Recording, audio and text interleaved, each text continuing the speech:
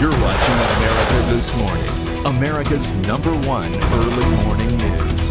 We begin with the intense investigation into the deadly train derailment in New York City. New video released by the MTA overnight giving a close-up look at the scene. You can see train cars toppled as rescue crews carefully search each one.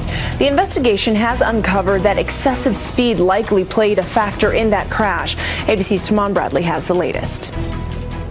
Investigators have discovered a giant clue about the Metro North train that jumped the tracks in the Bronx, New York. They say it was barreling into a sharp curve at nearly 3 times the permitted speed. The train was traveling at approximately 82 miles per hour as it went into a 30-mile-an-hour curve.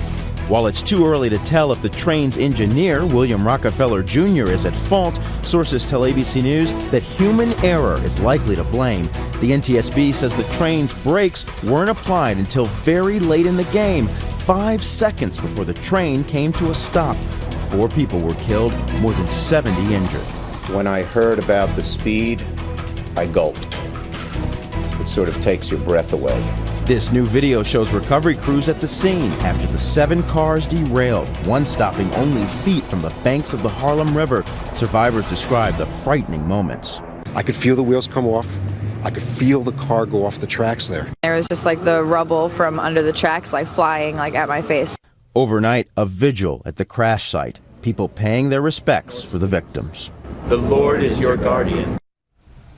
Investigators say the train's brakes appeared to be operating normally. The train made several scheduled stops before the derailment.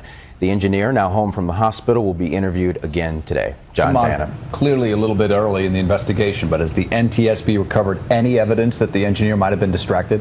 Well, they're looking at that. They confiscated his cell phone. They're going through it. They also tested his blood for drugs and alcohol. They want to know how this guy, who was a 20-year veteran, had this train going so fast. All right, Tamon, once again, thank you so much. Always a pleasure to have you in studio with us. Good to be here. Come back and visit. Absolutely.